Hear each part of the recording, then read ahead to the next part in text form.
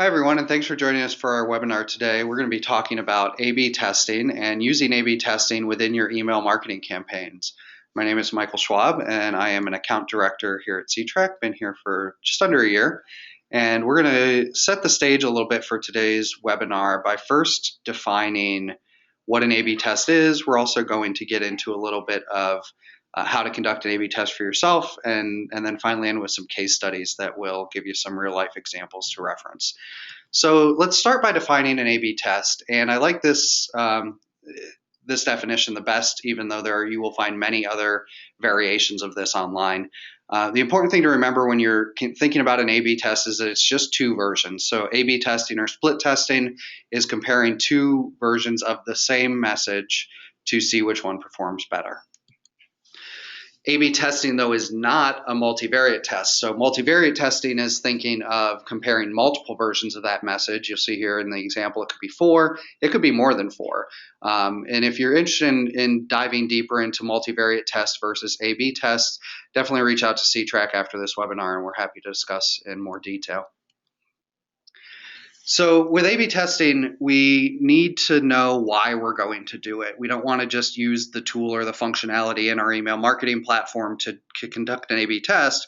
We want to have some reason behind it. So the biggest reason for most marketers is that we're going to get a lot of additional insight into our audience, what types of messaging they respond to, do they have a preference on how they open your emails or when they open your emails, and certainly if you have an opportunity for a click-through or a transaction, what is their willingness to convert, and is that message sticky? Are they going to hang on to it? Or are they going to forward it to other folks? The A/B testing gives us all of this insight, and actually a lot more, because we're going to get a lot of information that is both quantitative and qualitative, and we're going to talk about that a little bit later. You can really A/B test anything. Since we're talking about email marketing specifically today, here's just a couple examples of email marketing terms that you can A/B test against each other: subject lines, pre-headers, calls to action, order of content. Again, as long as you're only testing version A versus version B, or one version versus another, you can test any of these, and you can probably even think of some more for your specific email marketing uses. And we're going to dive into a couple examples and show you how to do this in just a few minutes. Any audience that you have access to is really primed to A/B test with. So email marketing, of course, and all of your email recipients, those all subscribers that you might talk to, you can certainly segment those recipients as well.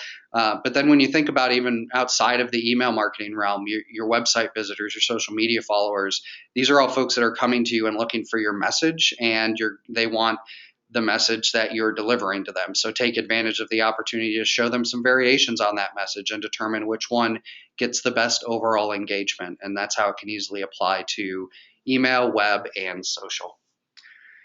So let's jump into how to conduct an A/B test now that we've set a little bit of a baseline of what that test is. And an A/B test is something that unfortunately has to use my least favorite subject for middle school and high school.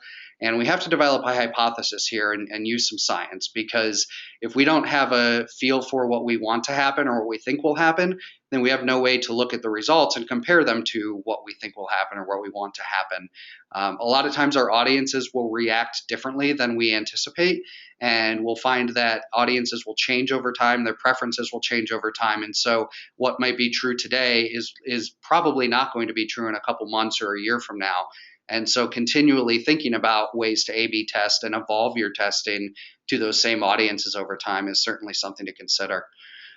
Consistency of that test group, like I just mentioned, the idea that your audience may evolve over time, we want to test with that same audience. So if you do a test today with 5,000 folks in your audience, make sure you're using that same 5,000 folks, those same 5,000 people in your test then next month or in 6 months or in a year, so that you're testing with the same group and you can start to learn their preferences. And then lastly, when you're thinking about how to look at those results, don't just get tied down to the numbers. Certainly click-through rates and opens and all of those things that we can look at in email marketing are valid indicators of how well a message might have performed. But we can look at those other opportunities to get insight into the preference, the behavior, moods and attitudes of the folks that we're talking to as well. And don't be afraid to get a result that is different than what you thought it might be. Those negative or differing results are great because they let you know what your audience is thinking at that time, and it will help make your marketing more efficient over time. So I wanted to give a couple examples that are generic here and just give you a sense for how A/B testing could work. So upcoming is the Thanksgiving holiday for us, and we want to test a subject line to see which one performs better. So we're just going to simply take our entire audience and split them down the middle. And if 50% are going to get subject line A and 50% are going to get subject line B. The winner is going to be determined by the higher open rate. So if A is the higher open rate or B is the higher open rate, that's going to be our winner. And it's pretty objective. It's just a number, and that's going to determine how engaged our audience was. And of course, outside of that, you're going to use all your best practices for subject line writing and ensure that the audience is getting, a real example of what could work there, and adhere to all the other best practices of email marketing as well. So taking this a step further, though, is if we want to do an A/B test and then make a decision from that result and then market to the remainder of our audience. So this is a little bit more advanced or a step up from what we just looked at. Let's take that same email and we want to look at subject line A versus subject line B, but we're only looking at that for the first 50% of our audience. And the winner of that test will then be the version of the message that goes to the remaining 50% of the audience. So in this particular case, we're saying we want to see which one has a better click-through rate. Subject line B had the better click-through rate, and so we're going to take that and distribute it to the remaining 50%, with the thought being that if a majority of our audience liked that version of the message before, that message or that version will have better impact with the remainder of our audience. And so we can be better assured that our message is going to have more impact and get the desired results with the remainder of our audience. It's important, though, to not just take that as the Bible or as the rule. We want to make sure that even when you distribute that remaining 50%, that you're still looking for all your key metrics and other things that will help determine success of an email. So thinking through those couple brief examples and what an A/B test is, most typically when we're just looking for the numbers or we're just looking for that quantitative result, we're looking at an open rate or a click-through. These aren't necessarily going to be behavior or some of the other things that might be indicated on the qualitative side of things, but these are just some very high-level opportunities for you to jump right in with A/B testing and look at an open rate or a click-through rate across all these different types of email marketing pieces that you might be implementing. So we wanted to look at a couple real-world case studies now that put that into action. And the first one we're going to look at is also very relevant because of the holiday season we're in. And there's a retailer that wanted to see if Merry Christmas or Happy Holidays in the subject line was more effective. And as you can see, they tested one versus the other. They were really just looking for the higher set of engagement. They didn't necessarily have a bigger tie to this in terms of a conversion or anything like that. And you can see that Merry Christmas not only had a better open rate, but a much better click-through rate. And so they were able to determine that their audience was much more responsive to and understood the Merry Christmas message from this particular retailer. Another example here is an online company that was looking to boost sales, and they did something that might seem kind of second nature for many of us, but for them, they wanted to make sure their audience would really respond in the way that they were hoping. So again, that hypothesis to comparing the hypothesis to what actually happened. And in this particular case, they wanted to offer free shipping for any order over $75 and see if that would drive folks to ultimately complete a sale and purchase on their website, as opposed to a message that did not offer free shipping. And of course, again, kind of second nature to many of us, anytime you offer something free, people are likely to take advantage of it. And in this particular case, the audience responded exactly like they thought they did, and they saw a huge increase in orders.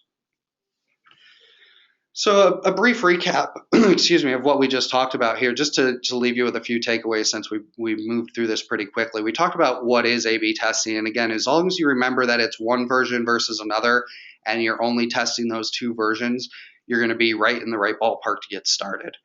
You can test with any audience that you have direct access to. We always stress the idea of not buying lists or trying to go out and find an audience that has no idea who you are. So start with the audiences who know who you are, who are aware of your company, are on your email lists already, or visiting your digital properties. You can expect results in most typically in a click-through rate or open rate, but also look at those behaviors and intent of the person receiving your message. Did they click? Did they forward? Did they do something with it that might not be a quantitative measure, but could give you a lot of insight into how your audience is feeling about you, about your brand, about your products. And lastly, the magical word that we all love so much right now is ROI, and that's because we want to be able to show that if we're going to take the time and we're going to invest in a tool that does this A/B testing for us, can we show some results? So, the idea of that offer for a purchase or sale, or increasing your audience size, so you have more opportunity with the audiences that you have. And then, if you do have an inside sales team or a B2B structure within your organization, maybe you just want to get some more warm leads. And so A/B testing can actually give you a lot of that insight, because we can learn a lot about your customers and their preferences and the types of messages that work the best for them, and then share that across the entire organization. So it's not just a marketing tool or an email opportunity. So with that, that wraps us up for today. Thank you very much for taking some time and for participating in the webinar. Feel free to contact us and reach out to your C-Track team with any additional questions, and have a great day.